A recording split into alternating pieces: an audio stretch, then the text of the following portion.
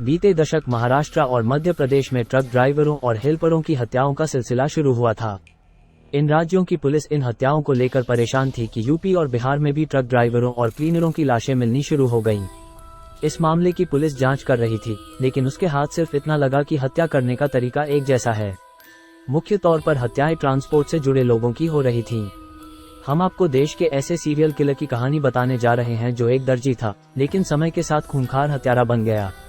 ये दिन में लोगों के कपड़े सिलता था, लेकिन रात होते ही शैतान बन जाता था। इस सीरियल किलर पर 33 लोगों की हत्या का आरोप था। इस सीरियल किलर का नाम आदेश खामरा है। आइए जानते हैं भारत के इस खतरनाक सीरियल किलर के बारे में। साल 2018 में रायसेन के माखन सिंह अपने ट्रक में सरिया लाद कर जा रहे थे। रास्ते में एक अनजान शख्स सवारी के नाम पर उनके ट्रक में सवार हो जाता है। सुनसान रात में ट्रक सड़क पर दौड़ता चला जा रहा था।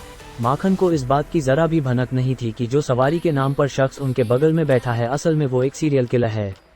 उसी रात माखन की हत्या कर दी जाती है और उनका ट्रक पुलिस को लावारिस हालत में भोपाल के पास मिलता है। माखन सिंह हत्याकांड की जांच में भोपाल पुलिस ने खामरा के साथ ही जयकरण को पकड़ा और फिर कड़ी से कड़ी जोड़ते हुए मंडीदीप के आदेश खामरा नाम के दर्जी तक पहुंच गई।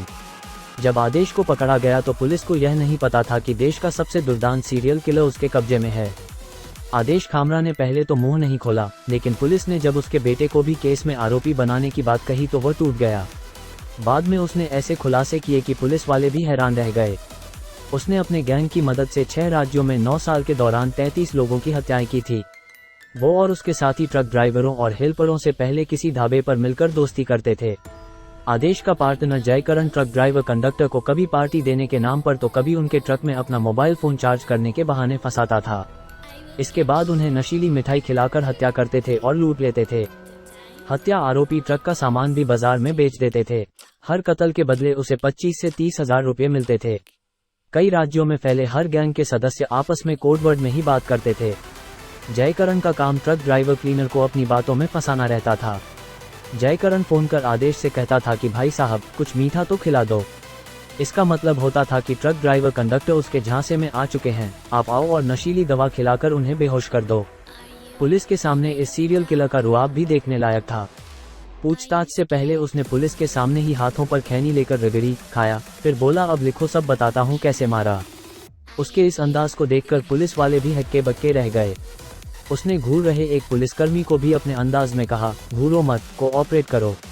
ट्रांसपोर्ट से जुड़े लोगों की हत्याओं के साथ उसने सुपारी लेकर आम लोगों की भी हत्याएं की थीं। अपराध शुरू करने से पहले तक आदेश दर्जी का ही काम करता था। इसमें इतनी कमाई नहीं होती थी कि परिवार का खर्च अच्छे से चल सके। आपराधिक प्रवृत्ति के दोस्तों के संपर्क में आकर आदेश जुर्म की दुनिया में कदम रख दिया।